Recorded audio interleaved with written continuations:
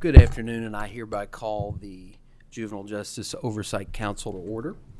And Mr. Clerk, would you please call the roll? Mr. Adams, Miss Gardner, Mr. Gold, Here.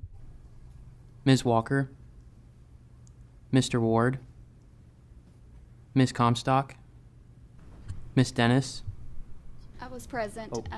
Ashley Clark present for Director Comstock. Present, Laura Began for Commissioner Lisa Dennis. Mr. Fletcher, Christina Weider for Commissioner Fletcher.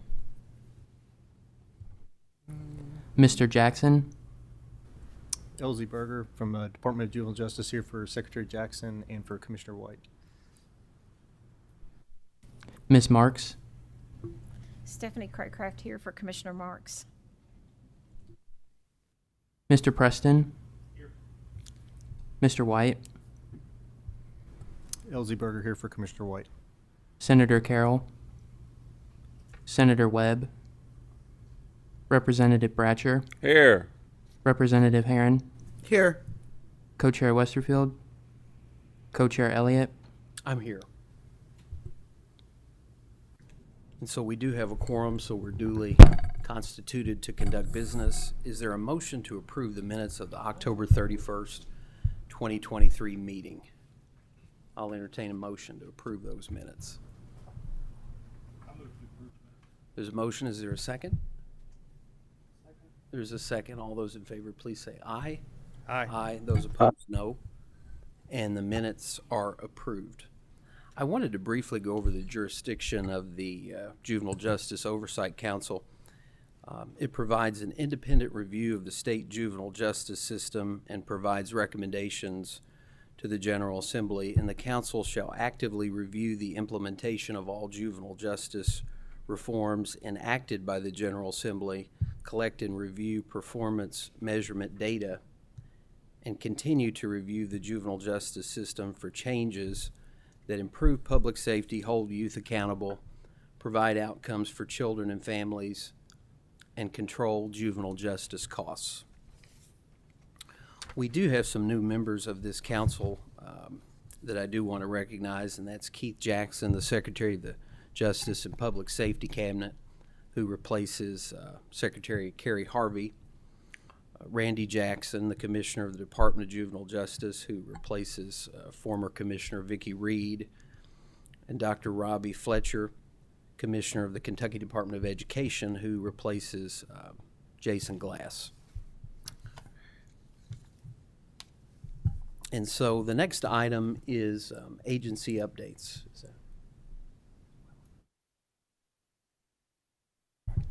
So are there any updates that need to be given to the council? Yes, you're recognized. AOC has provided a written report, and it should be included in everyone's materials. Thank you very much. What is this? Okay, that's the report. Okay. So the only item on our agenda today is working restoratively with people harmed by crime. And we have Ashley Sellers, the Director of Network and Power Building with the RAFA Institute. Hopefully I'm saying that correctly. And Travis Claybrooks, the founder and CEO of the RAFA Institute. And so if you would come forward and to the table, and even though I've introduced you, if you would introduce yourselves for the record, and then the floor is yours.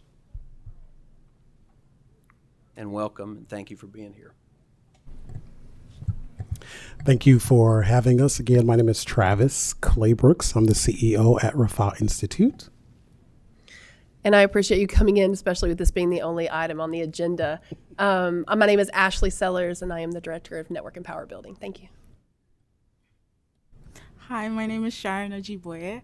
I am interning at RAFA this summer, and I'm a junior political science major at Lipscomb University.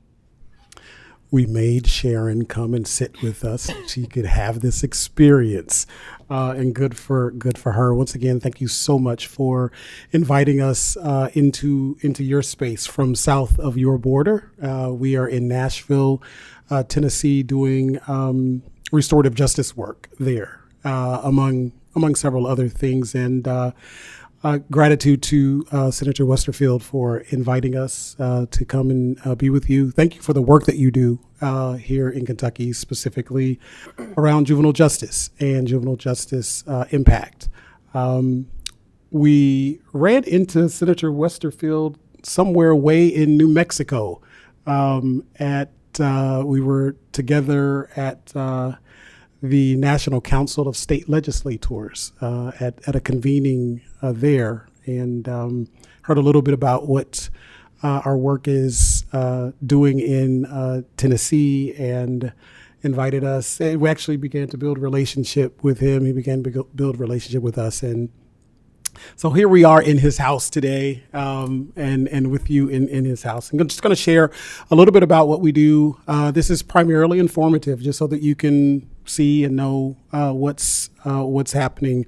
A little bit about my background as a founder of a nonprofit, Rafa Institute. My background is in law enforcement. I served as a police officer in the late 90s in Nashville, and what I experienced as a police officer and witnessed and saw was a significant inadequacy of the legal system to really respond to what was happening in communities and in neighborhoods, both from the perspective of people who were harmed by crime as well as those who were causing harms. And I ultimately saw it as a matter of access to resources and not the right resources available to folks. And both before they got into the legal system and even after they got into the legal system. I left policing, and ultimately, after a few years in the military, United States Army, who spent some time working as a victim advocate, primarily in Colorado, working as a victim advocate there, primarily in domestic violence cases. I served on a team called DIVERT, a Domestic Violence Enhanced Response Team, which was a co-disciplinary team of law enforcement and DCS, as well as victim and child advocacy. And we worked the most intense domestic violence cases in the El Paso County area and region. And once again, just had a chance to see the system response to violence as it was happening in very, very real spaces, and often how inadequate our system was, even way out there in Colorado, at responding to the needs of people who were harmed by crime, as well as what it looked like to be accountable for harm that was caused. Ultimately, I started Rafa Institute in 2017 with the goal of launching a restorative justice diversion in partnership with our juvenile court there, Judge Sheila Calloway, with our district attorney, Glenn Funk, with our then public defender Dawn Diener, and our police chief at the time, as well as with support from our local mayor. We've been at that work for about 7 years now. We've touched over 200 cases. We've had over 60 young people complete the restorative justice process. We've touched, counting both victims and person who's caused harm, over 1,500 people, family members, in terms of support. Of the young people who've completed our process, less than 5% have gone on to be convicted of new charges. Over 90% of the people who've been harmed in those cases have expressed high levels of satisfaction with the process, with the outcomes of the process, their sense of justice, their sense of healing, their sense of personal transformation and response. These are remarkable numbers. We have worked everything from home burglaries to homicides. You can catch a glimpse of some of our work on a documentary that is currently featured on Max. It is called Justice USA. You may be familiar with it. It's an expose of the legal system in Nashville.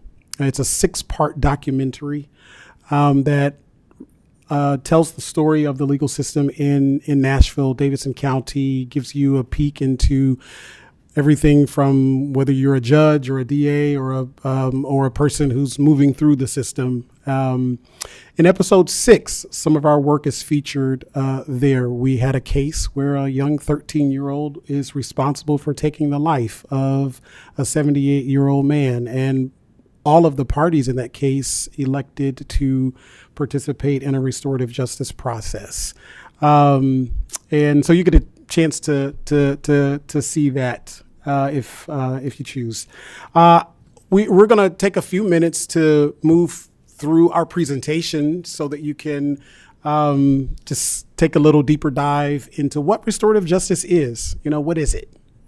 We hear the term, sometimes we hear it in a positive light, sometimes we hear it in a negative light, but what is it? And we're going to share with you our perspective on what restorative justice is and how we practice it. I also want to encourage you, if you have a question or if something sparks an idea, feel free to interrupt. You don't have to wait until the end. You can if you want to, but you don't have to. Recognized.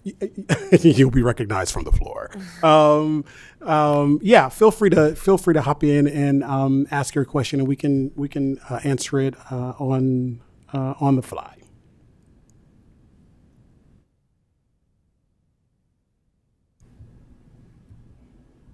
Start off with just a brief video for you.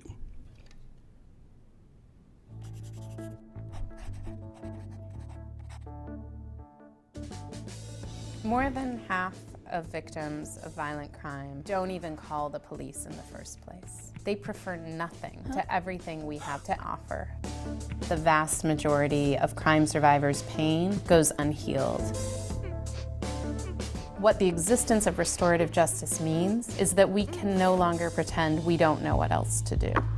As a country, we're really good at punishment. It's passive. It doesn't require people to act, to think. It certainly doesn't require them to change. When we lock people up, we excuse them from their responsibility to answer for what they've done. Restorative justice is a process to hold them accountable. It's a tool. People take turns answering questions like what happened, what needs arise, whose responsibility is it to meet those needs, and how is that person going to do it? It requires someone to take responsibility, to repair things as much as possible, and to never commit that harm again.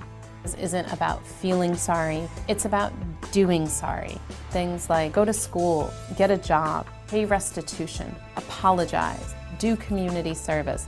Restorative justice practices have been used to address low-level infractions like vandalism, up to addressing the impact of murders on the surviving family members. Restorative justice processes are first and foremost about meeting the needs of people who are hurt. Sometimes the person who can make the greatest contribution to a survivor's healing is the person who harmed them. To come through trauma, we need answers to our questions. To say, my life was never the same after you hurt me like that. Crime survivors want the most safety possibly available. So if incarceration actually produced safety, we would have the safest country in human history. That's not what we have.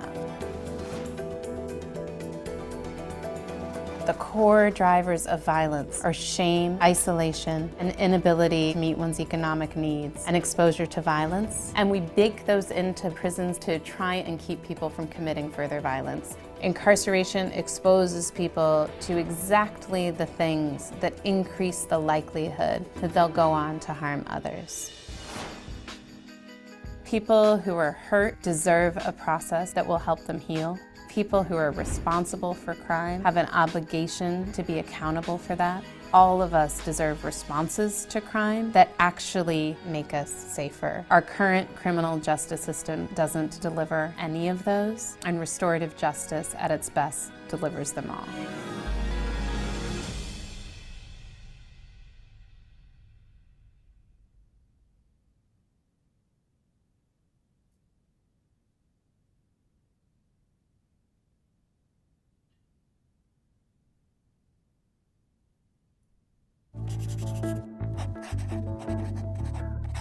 I'm not trying to play it again.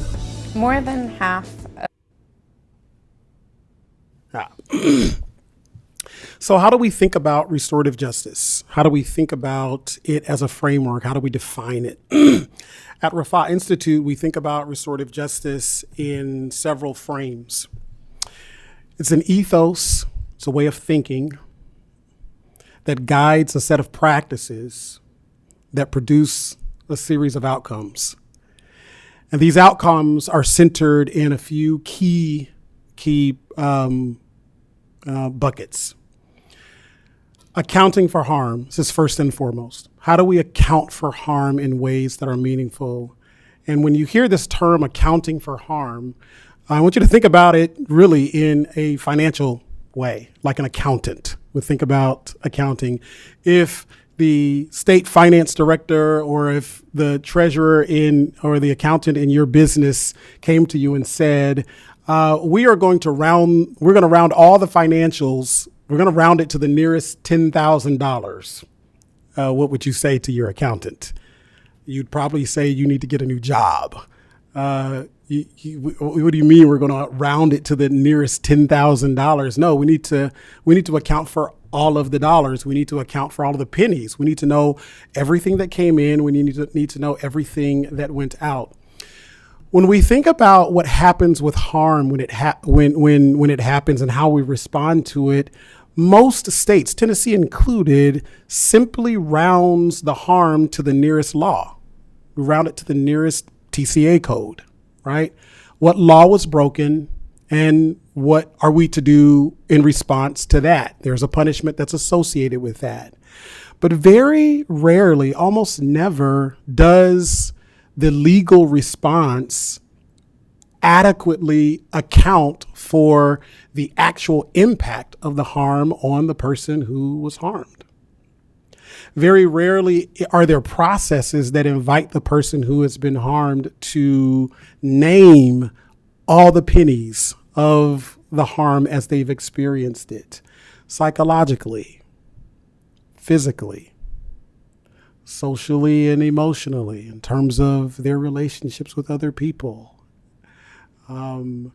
How do we name all of the parts and pieces, and how do we respond to all of the parts and pieces of a person's harm when they've experienced it? And so restorative justice is a process fundamentally about giving people the space, opportunity, and a legitimate process for naming the impact of the harm as it has happened to them. And it doesn't matter what that harm is. Whether that's someone broke into my house and they stole my kid's PlayStation, or someone broke into my house and they took the life of my partner. Giving people an adequate opportunity to respond and to say, here is what happened to me. And by definition, justice is me pursuing an answer to all of the things that happened to me, pursuing a response to what happened to me. I now have needs that I did not ask for. Needs have been created in my life as a result of what happened to me, and I want those needs met. I need for those needs to be met. That contributes seriously to my sense of justice, my feeling that justice has occurred. And so restorative justice opens up an opportunity for a person to name those things. And it opens up the opportunity for the person who has caused that harm to actually do the accounting. And this is what we mean by accountability. That is to say, you owe somebody something. Something's out of balance now. You stole power from them when you inflicted this harm on them. You stole some things from them, and I'm talking about just property, but you have now created gaps. You've created deficits. You've created needs in this human being's life, and the books are out of balance. Books are out of balance. And what does it mean for you to meaningfully lean into the space of balancing the books, bringing back into balance the deficit that has been created? Restorative justice processes open up this possibility for people to truly name and account for the harm, not only that one has experienced, but also one has caused. So this is an important fundamental of restorative justice and restorative justice practices. It is a very, very rigorous and robust approach to thinking about justice, thinking about repair, thinking about accountability. And by the way, when we think about practices, what we've discovered over the last 7 years is that most people who have caused harm do not know how to account for it. They don't. They don't know how to account for it. And so the notion of them being accountable or able to account for a thing is really just a misnomer. It's a misnomer. Most people don't know. They have to learn how to account and what accounting for the harm that they've caused means and what it looks like. Merely punishing them does not teach them to account for the harm that they've caused. Oftentimes because they don't even know the extent of the harm that they've caused, because they've never heard from the person that they actually harmed. The only thing they know is that they broke a law. And here's the rule for the punishment of that law. But rarely are they able to account for that. So accounting for harm is very, very, very critical to this. By the way, people, when they have their harm accounted for, when they have it named, when they have an opportunity to say, here's what happened to me, here's what repair would look like for me to the greatest extent possible, and then they actually get to participate in having that happen, the results of harm tend to be mitigated, right? And I'll talk a little bit about that. And that's kind of brings to the next piece. Accounting for harm as it moves through a community. You've heard it say, I'm sure many, many times, that hurt people, right? It's this idea that oftentimes people who've been hurt then go on to harm other people. And this is true in many cases. But even in spaces where a victim doesn't go on to cause another victimization, that harm is still transient. It may show up as anxiety. It may show up as disease and fibromyalgia. It may show up as stress. It may show up as PTSD. It may show up as now trouble in my marriage. I'm drinking more. It may show up as I'm not able to show up the same way I did on my job because I'm battling this trauma that I've dealt with. Or heck, I just don't have a car anymore and I can't even get to work because somebody stole it. Right? Or I got my car back, but my insurance company dropped me because I got my car stolen and now I can't drive it. Right? So it shows up in so many other ways when it's unaccounted for, when it's unaddressed. So we recognize in terms of the ethos of restorative justice that harm is transient. It moves. It will continue to promulgate and propagate itself in community when it goes unresponded to. When harm is not addressed, it continues to engine along and peak up in various ways, either in the person's life and or extending out from the person. And so this is one reason why a restorative justice process being available to people is so important from our framework, because it gives them a chance and it gives the community a chance to halt the progression of harm, to prevent the progression of harm in its tracks. We are currently engaging in a homicide case where there is a significant likelihood that someone from the family of the person who's been harmed might retaliate against another person, right?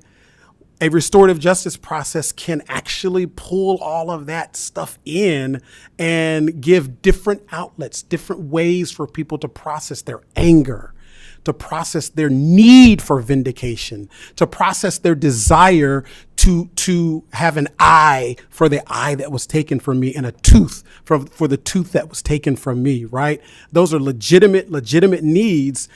We simply need other ways to process that. So harm is transient. And finally, we try to do that in ways that do not cause more harm. In ways that do not cause more harm. I will repeat something from the video that you heard earlier. If punishment made us safer, we would be the safest nation in human history. We would be the safest nation in human history because we do plenty of that. But we know that's not true. And so the question is, what else can we do? We have a legal system as it is.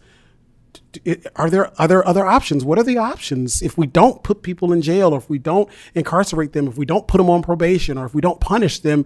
What are the options? Especially if that's not working, if that's not making us any safer. It may make us feel better for the moment, but you only have to go to a parole hearing where a person's been in prison for 20 years and now they're up for parole, and the surviving family members are just as angry and hurt and broken and crying and desperate for satisfaction 20 years later, that apparently 20 years in prison didn't do it for them. It didn't do it. It didn't solve their deepest need. Somebody didn't account for the harm that was happening inside of them. And so do we have other options? And so we try to think about, what is the process? What's the answer? What's the way to pursue justice and accountability and healing and transformation? What's the way to do that does not include causing more harm over sentences nationally? And I don't know what the numbers are here in Kentucky, but they're close to the same in Tennessee. 70 to 90% of the people who exit the criminal legal system will go back within 3 years. Not will go back, do go back. They go back, right? So, and largely because of the harm they experienced both before they were incarcerated, while they were incarcerated, and no one's ever addressed, hey, how did you get here? We know you didn't just wake up one day and decide you want to kill somebody or steal a car or rob somebody. What's going on? What's going on in your life? How do we account for the harm that you are causing, right? How do we do that? And so restorative justice processes, just to summarize that, once again, it's a way of thinking. It is a way of thinking. It's a change in paradigm from what we currently know that influences a set of practices that hopefully gets us to a space where we truly account for harm as it is happening and as it is moving through a community. And we try to do that in ways that do not cause more harm. I'm going to create a little space. I don't know, Ashley, if you want to jump in and say a few things, or you want me to move forward? Okay, we'll keep going. Are there any questions I first should ask? I said a lot of words. Any questions so far? Feel free to jump in. I know y'all are thinking like, we only got one person on the agenda and he gonna take up literally 2 hours. Oh my God. Okay, all right, I'll keep going. No, we're not thinking that. Okay, good. All right, good. Crime and recovery, and again, this is really information and giving you some of the innards of what guides restorative justice processes and how we think about it, and what guides restorative justice ethically, right? What's the ethic behind it? So we think about pillars of wholeness, and this is what we train around. It's what we train our trauma coaches and our accountability coaches on. This is a little of what we talk about when we do community trainings or training other practitioners or other jurisdictions that are wanting to implement restorative justice work in their city. So we think about pillars of wholeness. Just think about yourself, right? Think about your story, your life of just waking up today and being here and what's going to happen for you the rest of the day. You all, from all appearances, look like you're stable and that everything, for the most part, is okay, right? Unless you're having twins or triplets somewhere in the world. But think about pillars of wholeness and what is baked into that. Autonomy. That is, you get to make decisions for yourself. You had a chance to decide whether you were going to come here today or not. You had a chance to decide which way you were going to drive to work. Now, you may not have had a choice about how you navigated through the parking lot and all the construction outside, but for the most part, you had choices. You had the power to choose. If you have more than one car, you got a chance to decide which car you're going to get in. You had a chance to decide if you're going to take Uber or Lyft, however you chose to get here. You had autonomy over your life. You had power to choose what you wear, what you wore today. These are important things that oftentimes we take for granted. We don't really think about, but this goes into what it means psychologically to feel, hey, everything is okay in my life. I got power to make decisions. Nobody is coming and taking my power away from me to decide what I want to do today, right? You think about predictability. You may not have consciously thought about it, but you expect to go back to your house today and everything to be just like you left it. You expect to go out of this building and to find your car just like you left it, where you left it, in the same state that you left it in. If you're going to stop at home, you expect to go to the grocery store. If you're going to stop on the way home, you expect to go to your favorite grocery store. And you're going to go to the aisle where the bread and the milk and the cheese is, and you're going to get your stuff, and you expect to go in, buy your stuff, give them your money, take your bags, and walk back out to your car. Predictability in your regular, normal, everyday life is such a powerful contributor to your sense of safety, your sense of wholeness, your sense of wellness and well-being. And then we think about relatedness or relatedness.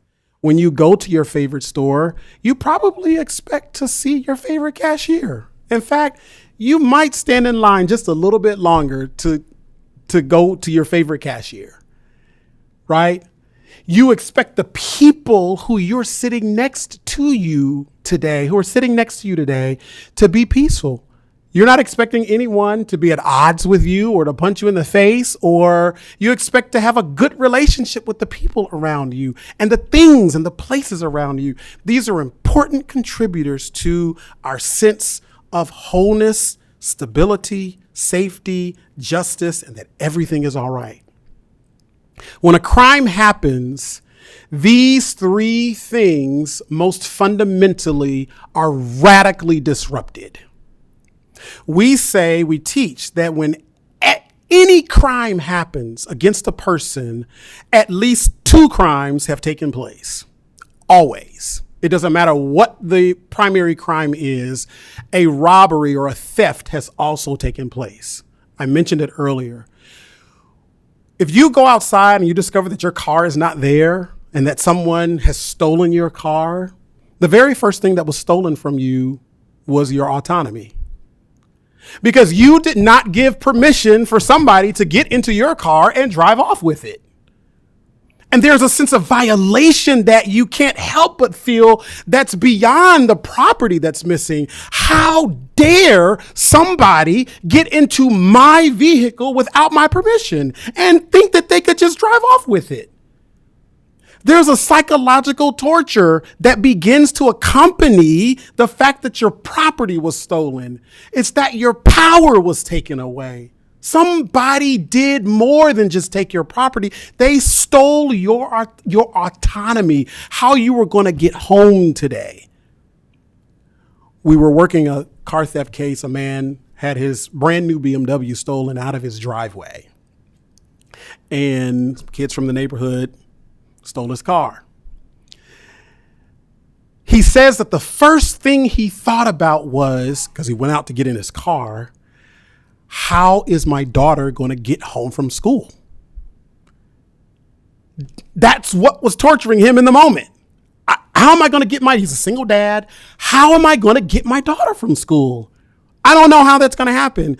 This is what's going through his mind beyond the fact that his car is stolen, right? Much more happening to him. The anxiety and the stress that entered his mind at that moment was beyond just his car being stolen, but my daughter is out here and I got to go pick her up and I don't know how that's going to happen. So that sense of autonomy, that sense of predictability, right? There's this disempowerment that happens. There is this sudden chaos and disorder our lives are thrown into when someone comes and breaks into our house and steals our kids' PlayStation. Everything is in psychologically, there is disarray. right? This sense of who did this? Is this somebody that I know? Was this a kid in the neighborhood? Is this somebody that I see all the time? That same man came to say that what was most disrupting for him, kind of as he, proceeded through the restorative justice process, what was most disturbing for him was that he said, I've lived in this neighborhood for many, many, many years, and kids walk up and down the street all the time. And never have I feared or thought about them harming me.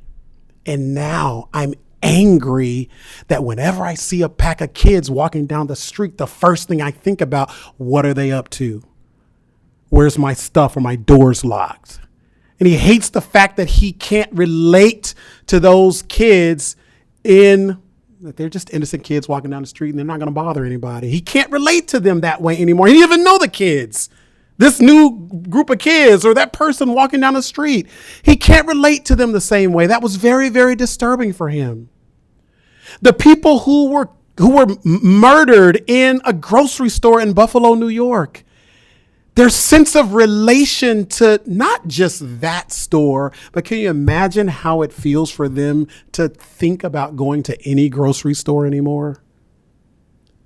The trauma that might accompany them, just the thought of going grocery shopping, those family members or people who survived that moment, right?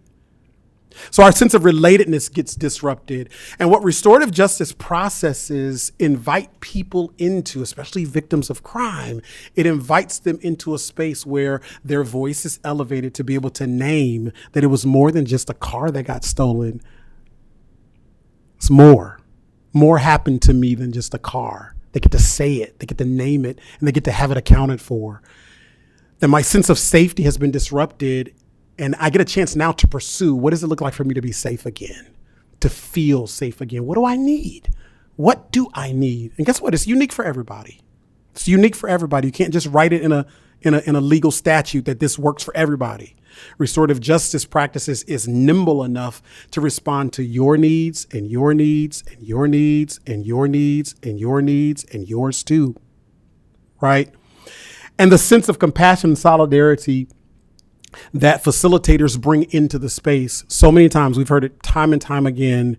You are the first person who's validated that I was hurt. The first person. They say to our restorative justice facilitators, to our trauma coaches, to our accountability coaches, right? So, very, very important. That gives you a deeper dive into our ethic in our world of restorative justice. I want to show you this brief video here. It's a young man who went through our program.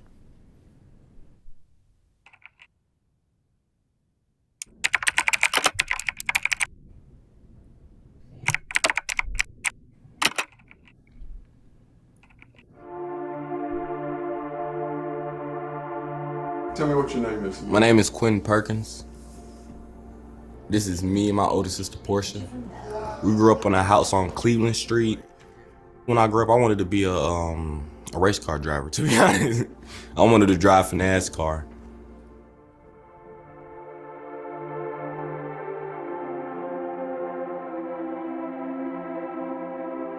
I was probably 16 or 17 at the time. I really just wanted to go drive, and I ended up taking somebody's car. I had walked to a gas station, seen somebody left their car at a gas station by the airport, and I just hopped in the car and drove off. I was arrested, and then after that, I had went through the juvenile system.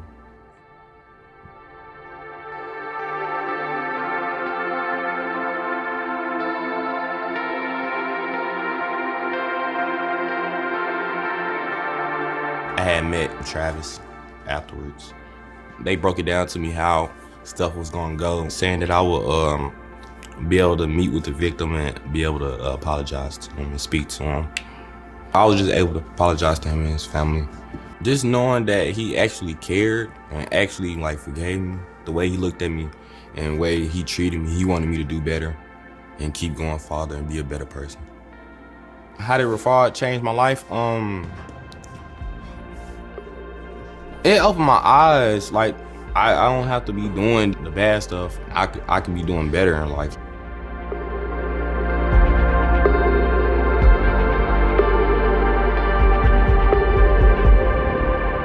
My daughter's name is Kamaya. When she was born, it brought me down because it was just like from all like the past stressful things that went on, like it felt like a relief seeing her face, seeing her smile. Like, I don't know, it made me cry. It just made me so happy inside.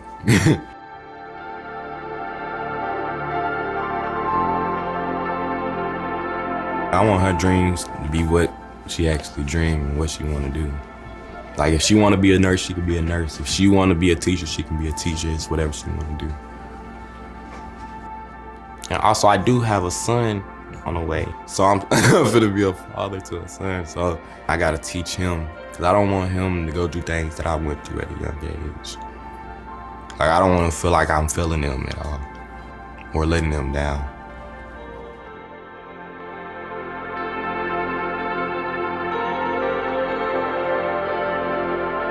When it comes down to my daughter, I want to be able to be there for my daughter. When it comes down to my son, I want to be able to be there for my son. Like, I don't want to miss out on anything or lose out on anything.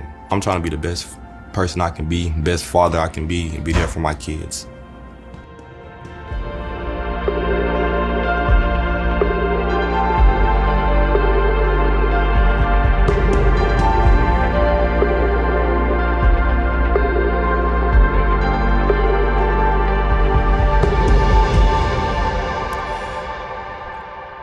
The one thing that we hear most from people who have been harmed, more than anything, and it doesn't matter the intensity of the case, they say one thing over and over and over again: I just don't want this to ever happen to me again, and I hope it never happens to anyone else. And so from a restorative justice standpoint, we owe it to people who have been harmed by crime to respond to the person who has caused them harm in a way that helps them have an opportunity to transform, to change, to be something different, to do something different, to give them the space to be able to name, hey, how did I get here? How did I get here to harming someone this way? How did I get here to stealing a car? How did I get here to robbing people? How did I get here? I wasn't born this way. How did I get here?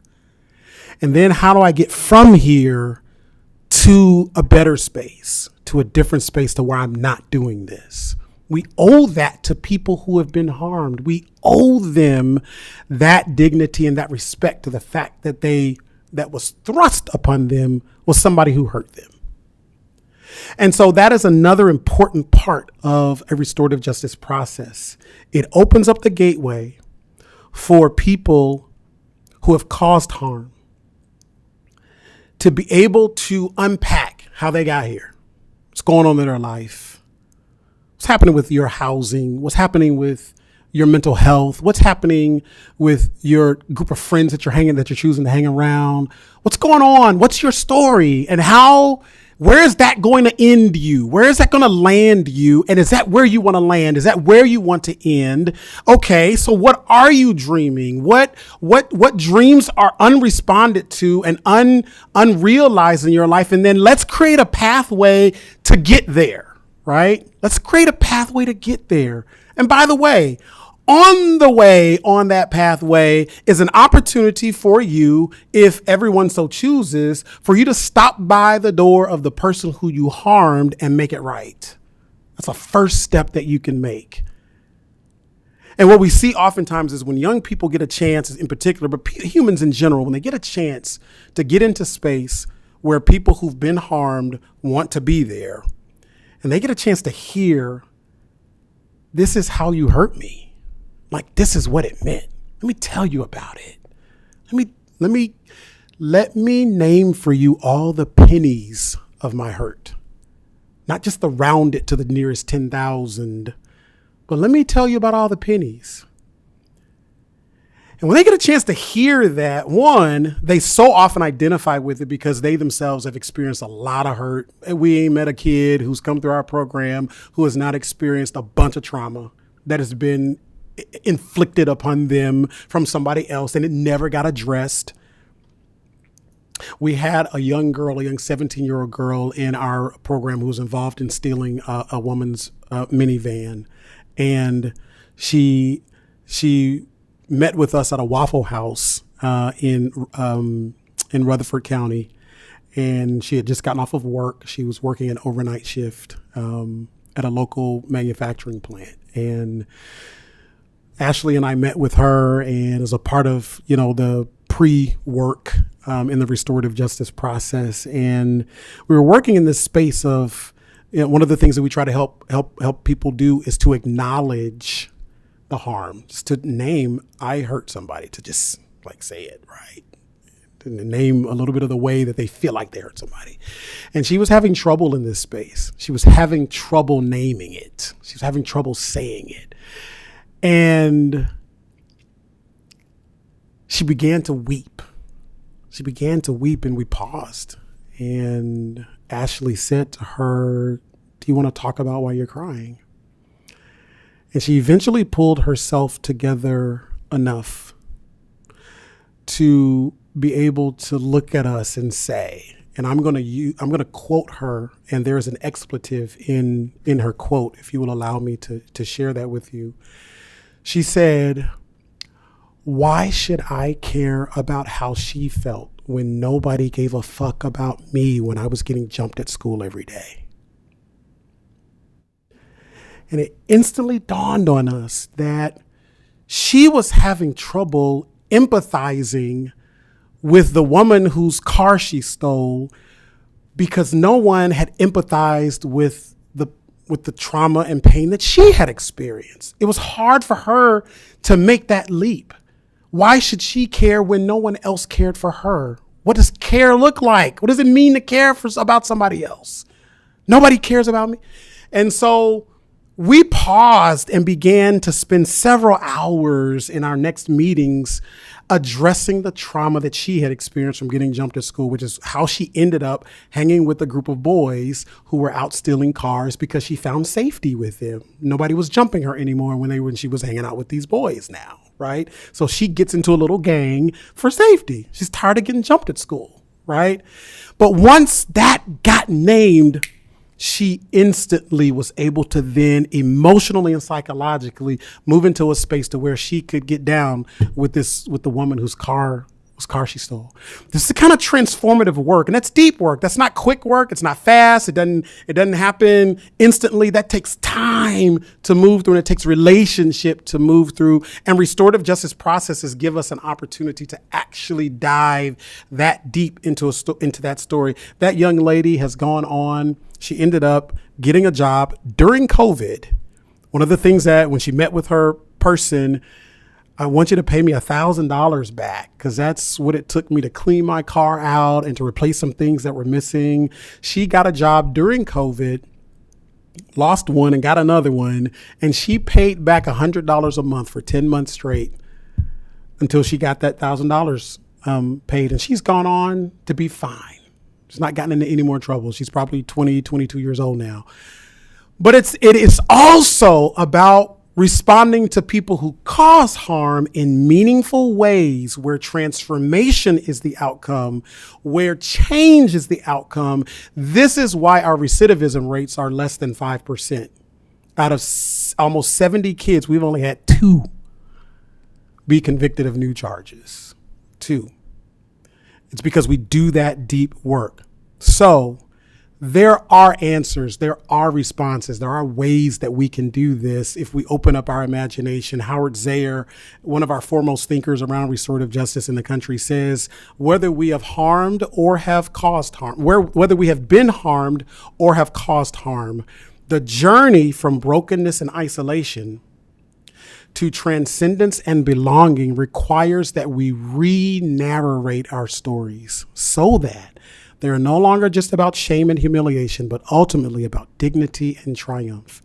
And that is exactly what restorative justice processes do. For the person who's been harmed, they get an opportunity to have a new story, to tell a new story that is not just about the loss of life that I experienced. It's not just about the car that was stolen. I get to tell a new story about how I pursued justice, and I found it and I got it For the person who's caused harm, it's not just about I did a bad thing. They get to retell a new story like Quentin. Yeah, I did something, I hurt somebody, and I had a chance to make it right with them. And now I have children, and I want my child and my children to be great in the world and whatever they want to be. Well, that's the world of restorative justice. I will pause there, and I'm going to actually toss it to Ashley. I don't know if she wants to jump in. Yeah, there's a couple of things that I want to add. First and foremost, the work that we do is a voluntary, person-centered approach. And so we speak to a person harmed first and say, if you want to go through the traditional legal system, we will support you in that as a victim advocate. If you want another response, we will be alongside you with that to see what a customizable response actually looks like. This is nothing that is forced. This is, again, completely driven by the person who was harmed in the way that they want that to happen. Restorative practice work is also much less expensive than traditional incarceration. And we could, of course, get that information out to y'all if that's of interest. I also want to talk to you. Travis mentioned early on, like, why he came into this work, and I want to tell you a little bit about why I came into this work. I won't go into all of my background, but I will say as a 17-year-old girl, I was facing transfer into the adult system on a homicide and robbery charge.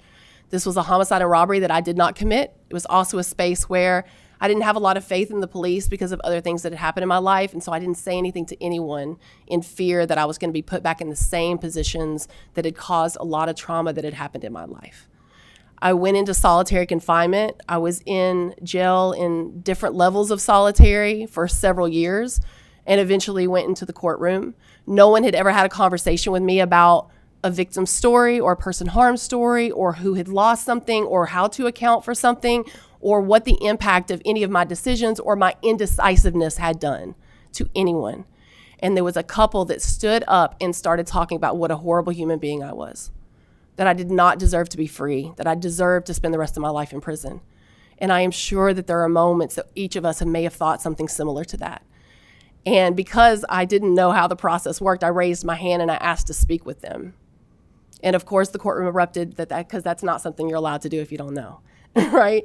And so the family said, no, actually, we want to have a conversation with her. And so the judge allowed me and the mother and the father of the girl who was killed to go into a room and have a conversation. Within 30 seconds of me just saying, your daughter's death saved my life, they embraced me, they cried with me, they laughed with me, they loved with me, and they prayed on me.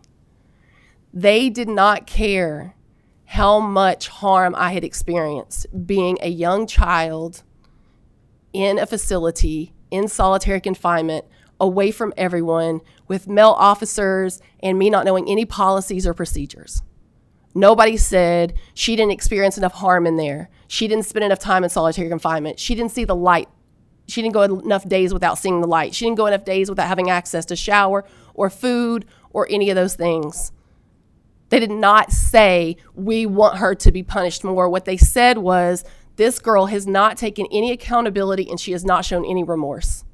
Those are the two things that they wanted from me. And the system had not given me an opportunity to do any of that. And no one had talked to me, again, about accounting for harm. For me to look into a space where I wasn't the one that caused this directly and I didn't know it was going to happen, but for me to reflect and say, what responsibility did I have? Was there a point in time in this that I could have intervened? Could I have saved this woman? Her name was Cynthia, right? Could I have saved Cynthia? Could I have done something about that? No one talked to me about that. And again, this family who had been going through this for almost 3 years did not say, she has not been punished enough. They said, she has not taken accountability. She has not shown remorse. And in 30 seconds of being in the room with me and not hearing my past story, not hearing what had actually happened that night, but just being in space with me created more healing than 3 years of the traditional system. And so I come into this work knowing that I can speak with a young person and say, everybody does care about you. Everybody in this room, regardless of where we are, I know we all want public safety. We all want our kids to thrive. We all want to feel that justice, right? And so being able to be in a space where I can now speak to young people and say, I care about you. I'm here to listen to you. We're going to address this harm that has happened that no one has ever addressed before. And you're going to be able to go on to be a good parent. You're not teaching your kid the same thing that you had experienced. You're saying, I want to be a good parent. I will not let my children down. And I'm going to move through this differently because someone has shown me a different way. I'm able to work. I'm a trauma coach at Rafah. I'm able to work directly with people who have been harmed. And I know some of the areas that they are going through because I've been harmed. I have a history of harm behind me. And also, regardless of where it was, I have caused harm. And so I know how to look at it from someone of like, what do you actually need to hear from somebody? What do you need somebody to do? And how can we account again for all of the levels that this harm has caused for you and for everyone who touches your family, right?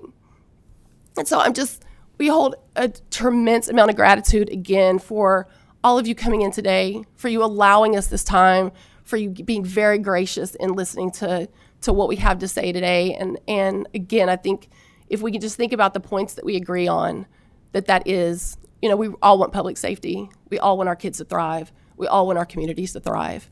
And how do we have a conversation to really make that happen together? Well, thank you very, very much. And you may have some closing comments, and then we can go to questions or comments that any of our members may have. But go ahead. That's all. Okay.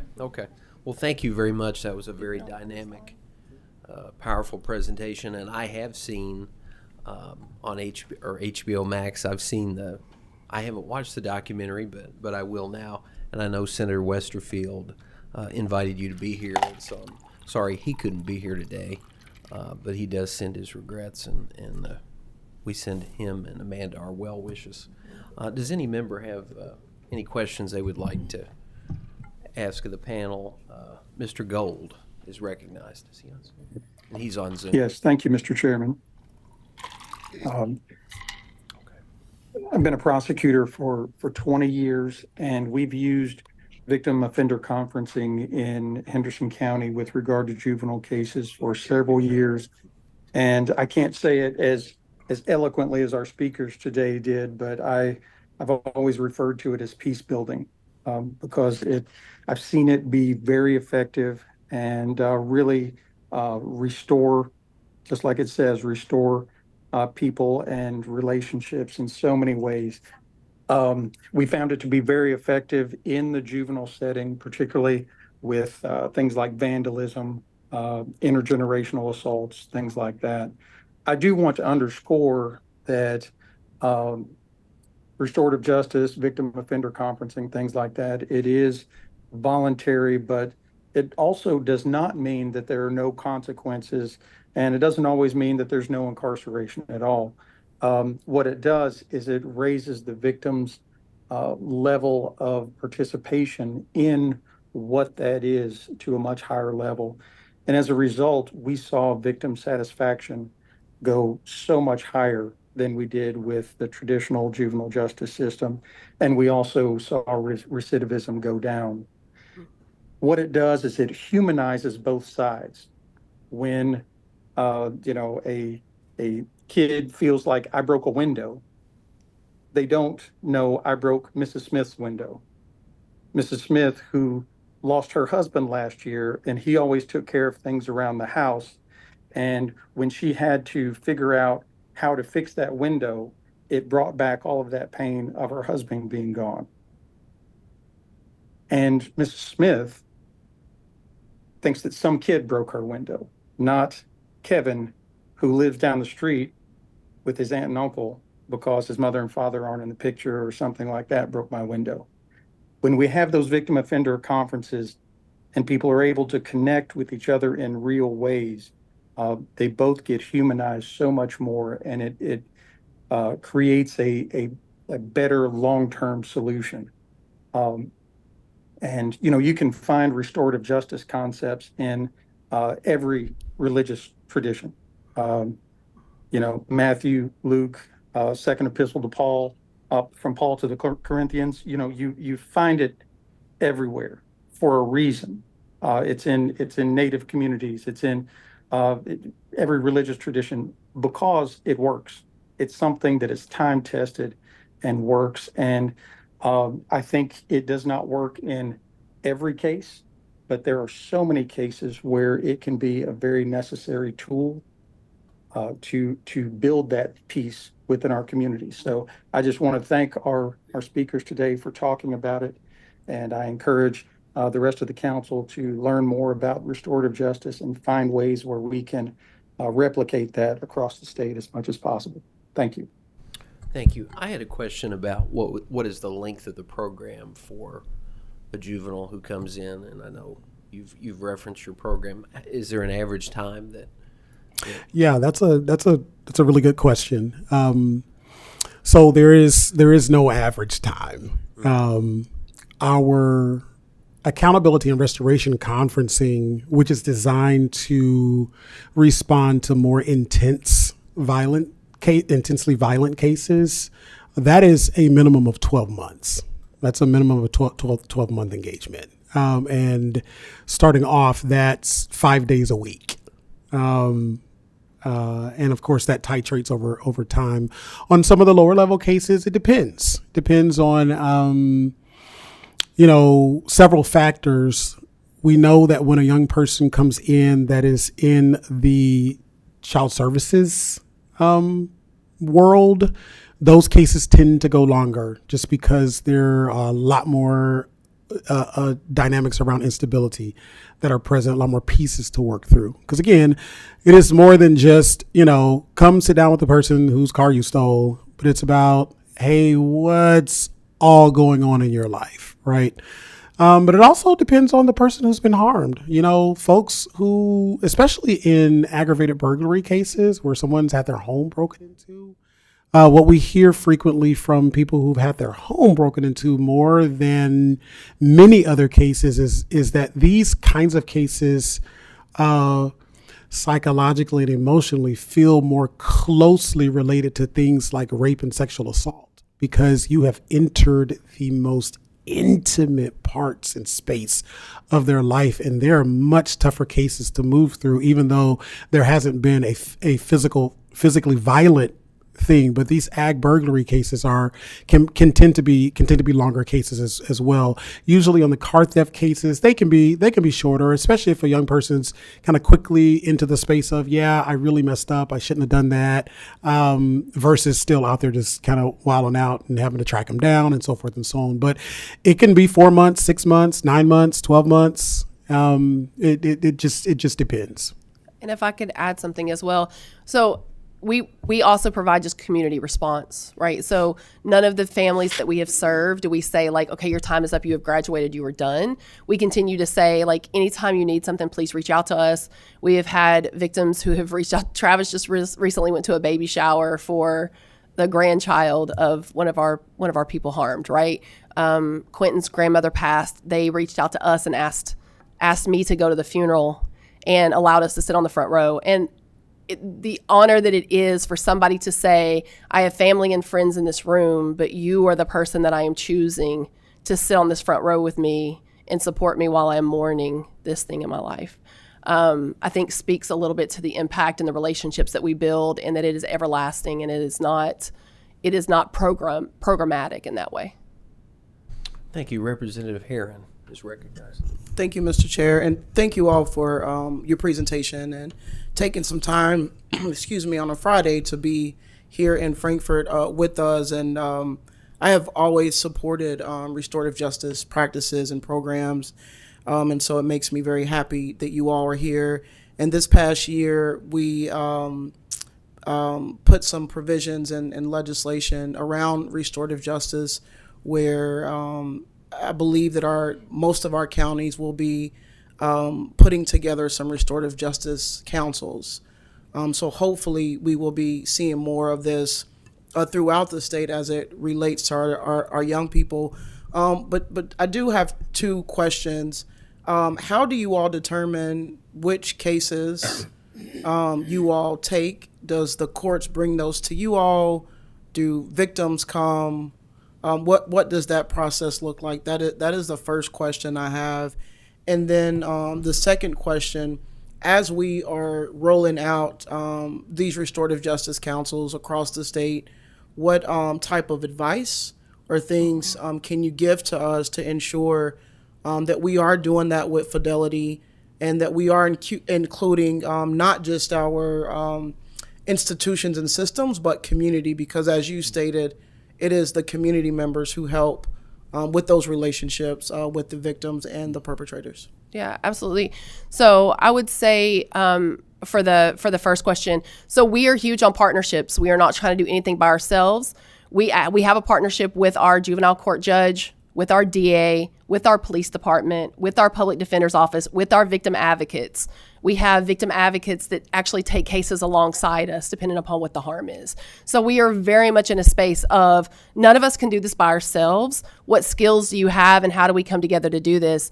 So we all come together to the table to say, what cases can we agree on? What case types can we agree on? And we get those case types. Are there any eliminating factors? Let us have let's have a robust conversation about that. Why is that a case type that we wouldn't want to take, or why would that be an eliminating factor?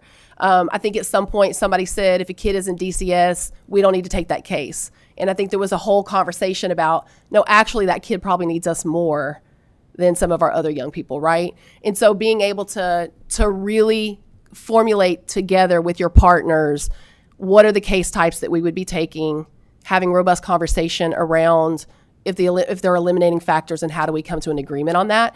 And so that memorandum of understanding is signed by all of our partners. When those young people come into the system, the intake staff and the victim advocate in juvenile court review those. If it meets the MOU that we've agreed with, they send that information over to us. We automatically reach out to the person who was harmed first and say, hey, we know this thing has happened. Here's an opportunity for you. Again, if you want us to support you in a victim advocacy role and go through the traditional system, we are happy to do that. If you want this option of a community response, a customizable response to the harm that you've experienced, we will help you with that as well.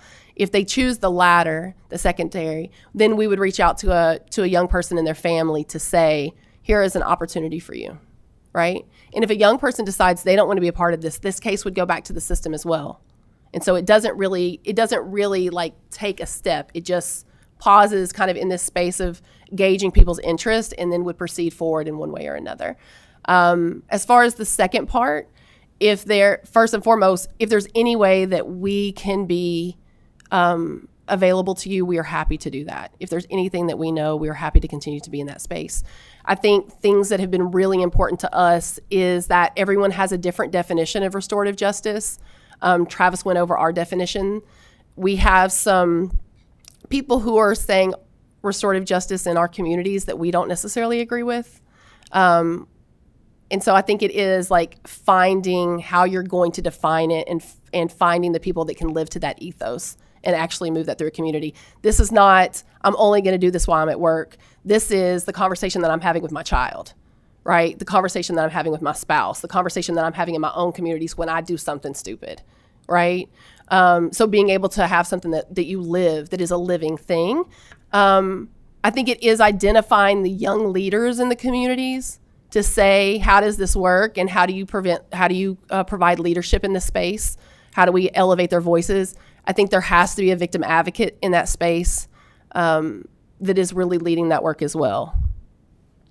Yeah, I would add to that very, very good information. An MOU is, for us, a prerequisite. That's a starting point. And the MOU is created after or as the result, it reflects the result of conversations that happen with stakeholders. That's system partners, that's community group. We would suggest that you have to have a community organization, a community-based organization that actually leads the work. You will find jurisdictions around the country where restorative justice processes are operated out of DA's offices or out of the court. We have found those to struggle a bit. Chicago, for example, is a place where you'll see that. But when there is some separation operationally between the system and a restorative justice practice, because it has to be appreciated that fundamentally restorative justice is different from I spilled my water, and there's near a computer. So I don't know if somebody's got a towel or something that can help me, please. That restorative justice practices are fundamentally different from our traditional criminal legal Matt to the rescue. process. Man, thank you so much, man. Thank you. And so the reality is that oftentimes the interests compete, right? Restorative justice is not trying to be elected, but a DA is. And so sometimes those, things can be challenging. You have to come to a space of agreement, right? You have to come to a space where, okay, our community can handle the politics that are associated here. They can handle that. They can handle these politics, but that might be a stretch. Different DAs or Commonwealth attorneys may have different levels of toleration for, what kinds of cases they might be willing to use a restorative justice process to pursue. So coming to an agreement and having respect for everyone, having respect for one another, for the interests that are there. We work with General Funk in Davidson County, and there are spaces that we disagree on. There are spaces that we agree on. There are things that he tries to convince me of, and there are things that I try to convince him of. And what we're able to convince one another of, and we come to a space of agreement, we put that in writing and we move forward, right? And so that's, if I'm offering advice and if I'm saying, I'm trying to answer both of those questions at once, have it stipulated in a memorandum of understanding. That's a great place to start, what you agree on. I think another thing that's very important is having a community-based organization, separating the system from the restorative justice work. There has to be enough distance to where we can work together, but there is separation between the two. You don't want your system dictating what your restorative justice process is supposed to be, because then it turns into just a replication of the system, which is what we're trying to have an option around. But neither do you want just your community-based organization out there working willy-nilly by themselves, with there's no accountability to the system and the responsibility that elected officials have around public safety and so forth. So those are I think some key factors. There are several more things that we can talk about, offline or later if you want to dive deeper into that space. Thank you, Mr. Chair. Thank you all. Thank you. Has this been replicated, the work that you're doing at Rafa Institute, in another state? Or, obviously it's very unique, but have you been involved with maybe an organization in another state who's doing similar work to some extent? Yeah. So, I'm going to answer your question two ways. As our what was his name? Mr. Gold said, restorative practices are ancient. So we're not going to pretend that we're like we came up with a new idea. They are ancient. When I say ancient, I mean literally they are ancient. Restorative practices have been used by First World and Indigenous people, First People groups and Indigenous people for centuries, like many centuries, and they have been the way of peace. Between tribes, between people groups, they have been the way of inter-tribal peace. So we are really borrowing and trying to contextualize in our modern space, in contemporary space, practices that are ancient. And how do we take, the peace pipe and the talking stick? How do we take that kind of stuff and put it and intersect it with a criminal legal system, in the United States in the 2000s? How do we do that? So has that work been replicated? The efforts to do that translation and contextualization? Yes. There are many jurisdictions around the country and around the world that are doing it in a modern context in the criminal legal system. When we first started, we were working with an organization called Impact Justice that that was doing this work both in the school system and in the legal system in Oakland, California, and had very good success there. California is a space where they try lots of things, right? And so they just had the space where they could try this kind of thing. So we learned a lot from them. One of the most important lessons that we learned, this is kind of getting back to Representative Herron's question, was that Tennessee is not California. And so even in crafting how we would operationalize restorative justice processes in Nashville and Tennessee, even in a blue city, right? But in a definitely a red state and a red context, and in the context of the South, it's going to look very different in many ways than it is going to look in California and in Oakland, right? So taking the time to think about your jurisdiction and what is the culture and context of our jurisdiction, and let's make sure we build something that works for that works for us. It's still rooted kind of in these principles.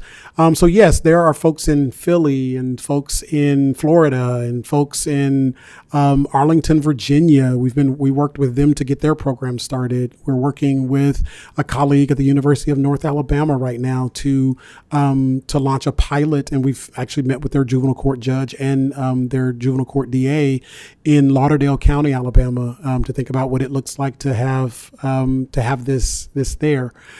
So folks are doing it; they're trying it out, and most people are seeing good success. Can I interject again? I think I want to say two things. If you haven't read the book Until We Reckon by Daniel Sarid, I would strongly recommend that. It is also on audiobook. It's great to listen to in the car as well. It talks about the things that are happening for common justice in New York. They have been doing this work around violent harms for over 20 years with amazing success. Absolutely. So there's that. I also want to bring back... We've been training with them for the last year specifically about launching this in the adult legal system. Davidson County, don't tell anybody. I also want to bring back kind of the indigenous piece that Travis mentioned, but in a maybe more relatable way for everyone. I know that I have a son, a young child, is 6, and he had a friend who hit him one day. And I said, again, like, we need to have soft hands, right? And I went to my friend who didn't have soft hands. I said, you need to go apologize. And I think, and that's the concept, right? I think for anyone who's a parent, something happens, we go to them, we try to offer correction, we tell them they need to apologize, but we don't necessarily take into account the victim. And so I put this young person in timeout after he did it the 3rd time, and my son came to me and said, I don't want him in timeout, I want to play with him. I just want him to stop.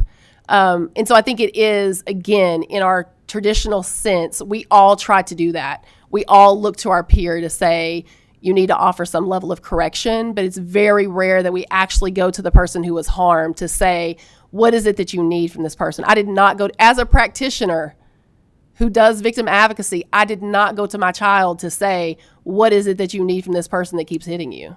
And so I think we just need to incorporate some of that more. And as I understand the rest of the story, it was actually hearing from his friend to say, I want to play with you. Yeah. Damn it, stop hitting me, though.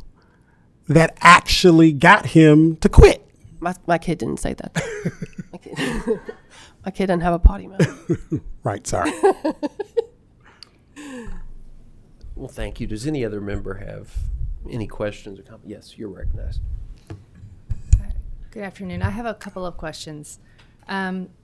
One, you shared about the data on the success of some of the individuals that have been who've completed your program, which is very impressive. And I'm wondering if you have any sense of the impact on community, including community crime rates, because it sounds like there's the potential for some of that. We've heard about some, like this notion of violence interrupters in certain communities. And so I'm curious if you've been able to gauge any kind of impact there.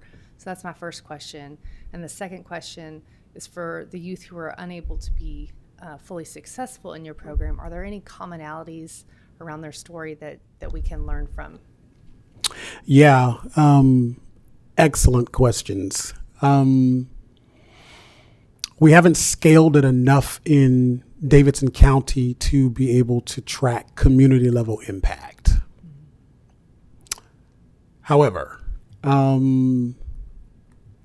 the appetite for it across the city has increased significantly at every level of the community. From the street, our city council just voted to open an Office of Youth Safety where restorative justice practices at the street level pre-arrest in conjunction with the police will be a goal of this. All three candidates for DA who ran in the last election had restorative justice as a part of their platform, first time in the city's history. 5 judges had restorative justice in the adult legal system, had restorative justice as a part of their platform, wanting to see some version of restorative practices happening at their court level. And so I think impact at that level is very important, because then I think we would love to partner. We've been talking with a researcher at Vanderbilt to begin to think about, hey, what's the impact, not just on violence and the reduction of violence, but also what's the economic impact of this kind of thing compared to our current system and just in general. The young people who don't complete the program, one commonality that we find is that on lower level cases, restorative justice works less. That the more intense the harm, the better a restorative option is, both for people who have caused harm and people who have been harmed. What we are beginning to see is that the distance between the felt impact of the harm and the system's ability to meet or respond to that impact, the greater that distance is, the more impactful other options are in general. The more ready both sides are to enter into an option, into a different option. When we see homicide cases, for example, both victim participation and responsible party participation is high. It's very high. Just the stakes are higher all the way around. The stakes are higher for everybody. Our biggest fight on car theft cases is getting people harmed to appreciate how this has harmed them. And for young people to appreciate this is actually a big deal. Getting them to see that, it just takes a lot of work. It takes a lot of energy. And so sometimes young people kind of just write it off, right? Sometimes. DCS custody is another big factor that is a challenge. When a kid is in custody, lots of times kids don't complete in those cases because they got so many other things really happening in their experience. And so it's a heavy lift organizationally, right? It's a heavy lift.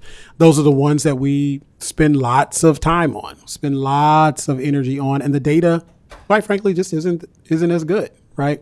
And DCS is your child welfare Yes, system? our child welfare, I'm sorry, Department of Children's Services.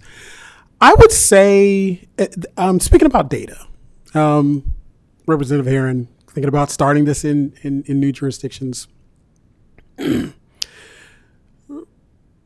RJ processes, if you allow them to, are going to take you deep to the margins.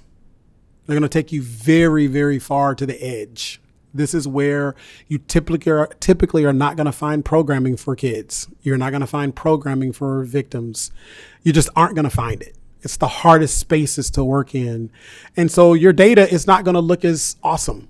It's, you're not going to have across the board just, high flying data all the way around. We would love to have, 90% participation from kids, but we just don't have that. 90% participation but we don't have that just because it's so far on the margins. Being patient with that and appreciating that. Yeah, some of the data points aren't going to be great, but the data that we do have, the outcomes that we do have, far exceed what we currently have by kids who just process through the system.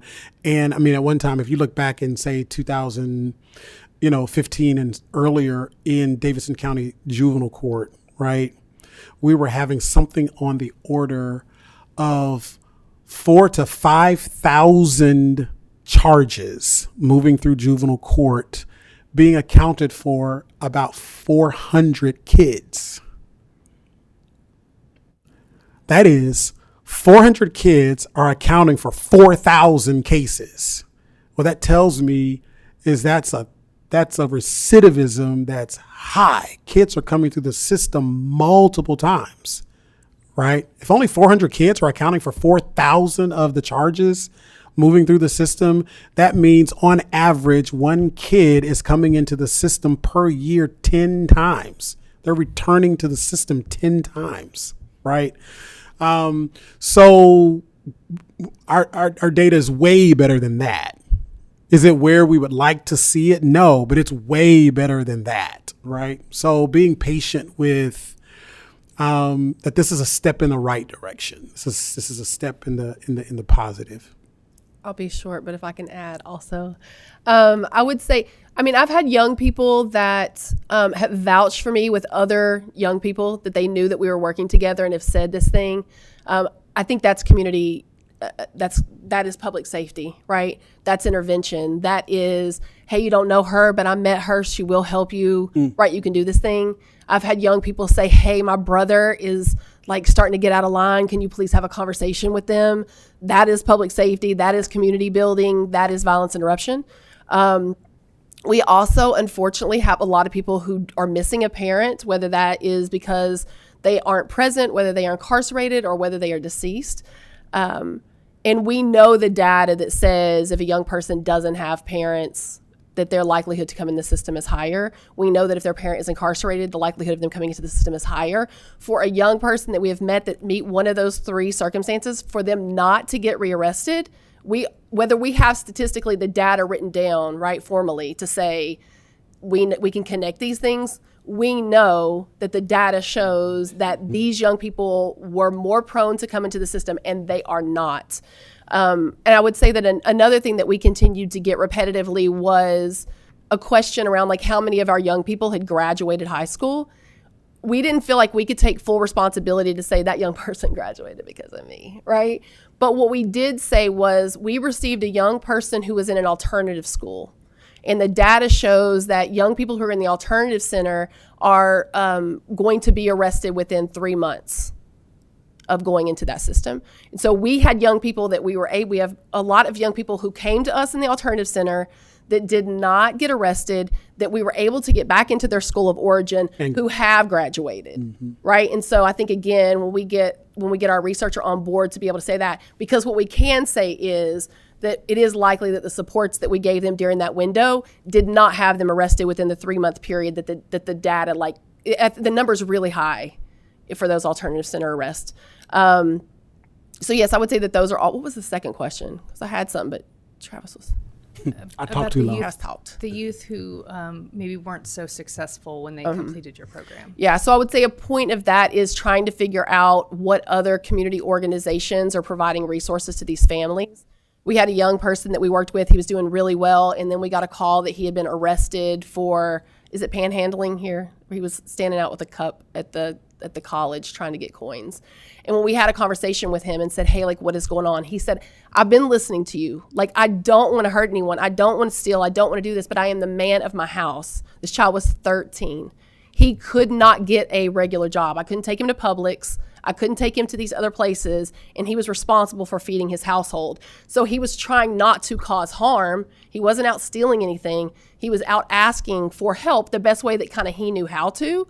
And so how do we provide employment to a 12-year-old, right? When our state law says, or our laws say that that can't happen, what does it look like for us to maybe get them in coding, or for us to get them into some type of entrepreneurial thing that maybe they could do in order to be able to do that. So I think it is like, what other nonprofits are around that are providing a resource that might help this community meet the need that they aren't having.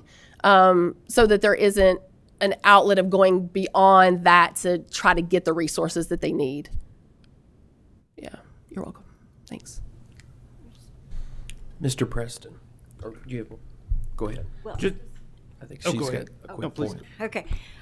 First of all, just so thankful for your presentation. I mean, it's Thank you. very, very powerful. A couple things that you said made me think of a couple questions. What, if any, involvement do you all have, other than just just kind of coincidental, with the families of people who caused the crimes? Is a question. And do you all do anything, or maybe it's a matter of working with other community partners who then wrap around those families to provide supports? That's one question. And then, do you have any formal or informal agreements or partnerships with the public school system? Yeah, so when we go into a household, when we meet with a young person, we first and foremost always meet with their caregivers too, to say, hey, this is what this looks like. Do you give permissions for us to speak with them? Are you comfortable with us speaking with them one-on-one or with another facilitator? Like, what does that look like in setting those boundaries? We do a needs assessment or strengths assessment. What is happening in the household? Do you have access to resources? What people do we know in our community that are providing these resources, and make sure that they're connected to them? Again, we are community to them. I've had people call me and just say, I can't get a school uniform, right? I don't have a pair of shoes. I can't get my hair done, right? That stuff. We have had kids say, I'm not going to school because I haven't had plumbing in my house. And we have said, where can you go to take a shower? How can we get your clothes washed? How can we do this? And so, again, showing up as community, we hear all of the needs and try to do the best thing that we can do in order to fill those. But we have had conversations with parents of, what does it look like to have different communication? How do we have in our enrollment process, one of the questions that we ask our caregivers is, what is something that is meaningful to your young person? What is something that they're good at? And too often, no one can answer that. And so being able to have a conversation with a caregiver one-on-one to say, hey, can you tell me what's going on, right? And how we can encourage that young person. And like, it's not in the curriculum to say, like, I'm going to sit over here and have some parenting classes with you. And also, as a mama, I'm going to sit with a mama and say, hey, what does it look like for us to think about this differently? Or how does it think about to move this? We go through immense trainings, motivational interviewing, ACEs, building strong brains. Implicit bias, like all this. Coaching. Did I interrupt him when he was talking? I'm sorry. I'm just kidding. I'm just kidding. So yes, we support them. We connect them to other community resources. I would say that trying to figure out how to define mental health, allowing a community to define that for themselves and try to figure out what is the best way to meet that need is something that we continue to try to partner with. We had originally had a therapeutic initiative within our organization that was evidence-based. The evidence-based aspect did not serve the population for the majority that we were serving, and so it was not fundamental for our families. For instance, you had to have a caregiver that would participate. We had young people that wanted to participate in therapy, but their caregiver would not, and so by this model, they were not eligible. We had young people, it says you're supposed to be done at 6 months. We had young people still saying, I want to be with you, like I need to talk about this, and the model said you were done. So we are currently saying, Centerstone is our big mental health provider. So currently having conversations with Centerstone to say, what does it look like for us to partner together so that we can provide good mental health responses to the people that we're serving. Again, this is going to take all of us in this space. And you had a second question also. Well, it was just around partnership with the local school district. And so we have partnership in the way that we will go in. So we'll surround our young people in all of the systems that touch them. Okay. And so I'm going to come into the school. I want to introduce myself to your counselor. I want to find out what track you're on. I want to find out whether you're on credit or not. I want to give my information to them. So if there's a problem at school, they can call me. I'm coming to school to check on you to make sure you're all right. So we're very much, again, it is our kiddo, right? We are going, what's happening? Mm-hmm. And okay, one more question. Mm-hmm. And just in terms of, as you said earlier, this is a paradigm shift. And so I can imagine that the training and sort of the training for the community, do you all do any of that around? Yes, you just tell us when to come up here. We'll come. No. Well, that'd be great. But do you all do training for these principals? Yeah, so we have training once a quarter, and we open that up to the public. But yeah, we'll train any group. I mean, we've done trainings with our school district, MMPS Office and Victim Advocates. We're getting ready for a second one with all of our DAs and victim advocates. Did I interrupt her while she was talking? Oh no, I'm teasing. I'm usually the one interrupting people up here, so it's good to have others. Mr. Preston. Hi, Travis. Hi, Ashley. Hello. Welcome back Hello. to Kentucky. Thank you. I just want to express enthusiasm and endorsement of this program. As Representative Herron said, there was legislation passed that anticipates this growing in Kentucky's juvenile courts. I think this is a vital concept. What I like about it and why I appreciate the chair, both Chair Elliott but also Chair Westerfield, for having you today, is because this recognizes that while I support your effort to get it into adult court, in this context, this recognizes that the juvenile arena is where we can really make a difference. And we can mold people. We can change the direction of lives more in this context than we can in the adult context. And that's why I see this as being crucial. From my perspective, there were pieces of legislation that passed this time that went in the wrong direction, to treat juveniles more in a cookie cutter way in the adult system rather than this type of let's meet them where they are and try to make a difference while we still can. I really hope that your message today resonates with not just everybody on this group, but beyond, that this is the direction to head, not the direction of throwing away the keys and putting someone behind bars for a long period of time. So I appreciate you coming today. And I even more than that, appreciate your openness to us coming back to you with questions and seeking your advice, because this is untrod roads for us. In many, the legislation says that every judicial district's going to have this. A lot of them have never tried this before, and I hope it goes well. We're going to be a part of it as the public defenders, and we look forward to the legislature supporting those efforts and what this council can do to support that and make that a success. So thank you for coming today. Absolutely. Thank you so much. And I would say, while I greatly resonate with everything that you're saying and agree wholeheartedly, I think sometimes people hear so often that it's just about the young people.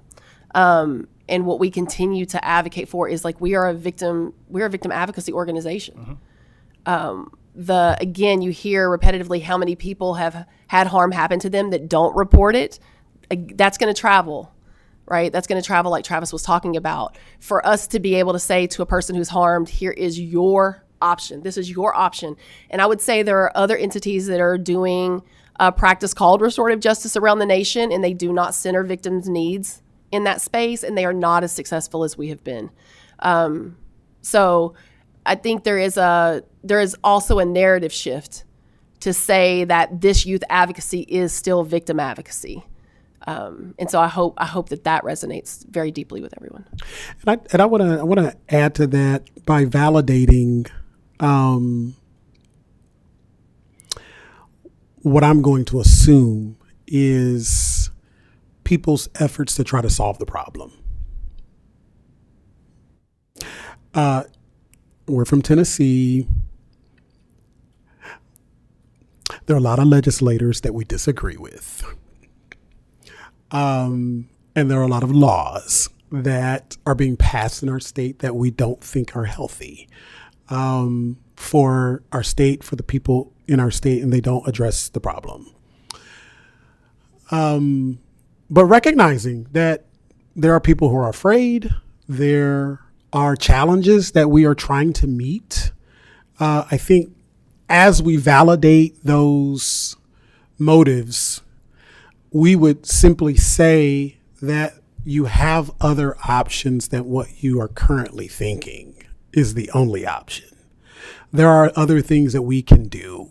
We can do those things together. And those people who have been harmed deserve the opportunity to participate in that and to have those things as options. The other thing that I would press, just because this is just the way I am and the way my mind goes, who said 18 was the age at which you quit being a kid? Like, who said that? Like, who said that that's true? Who said that that's when you stop being a child? You know, that's just the number we picked. And so from our experience, working with 19 and 20 and 21 and 22 and 23 and 24 and 25 and 26 and 27 and 28 and 29 and 30-year-old children, right? Especially when you've introduced trauma. I mean, even our field of psychology suggests that the evidence is the age at which you experience your first severe trauma is the age at which your emotional and psychological development was halted. So if you were raped as a kid at 5 years old, psycho-emotionally, you're still back at 5, and that's how you show up in many spaces as a 5-year-old. So you're wondering why the impulse control of a 25-year-old isn't right, or what you might expect is because probably something happened with them when they were 13, when their impulse control was developing, that just got shut off, right? Even car rental places recognize that something still ain't right with your brain until after you're 25.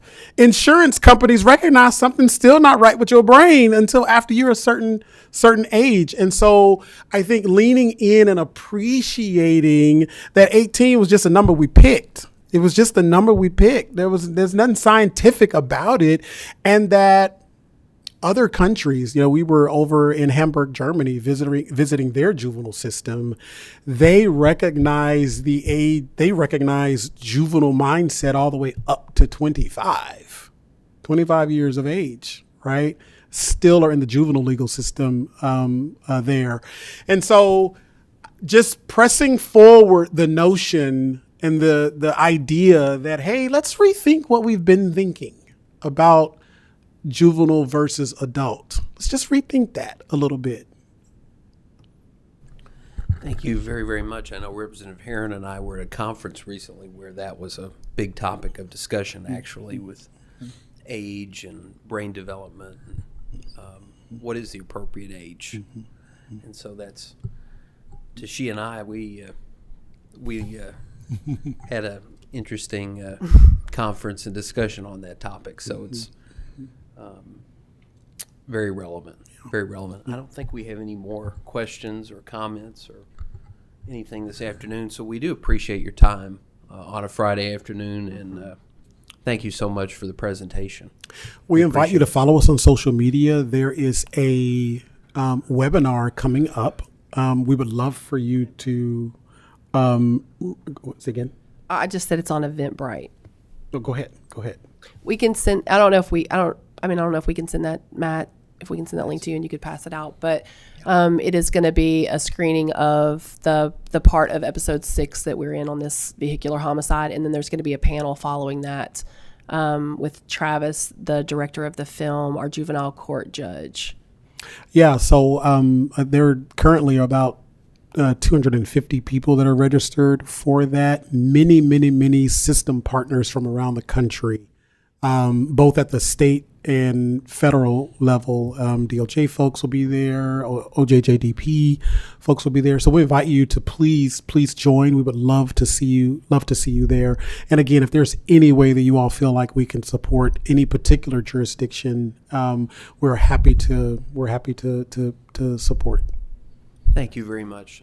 If there's no other business, we'll stand adjourned. Thank you.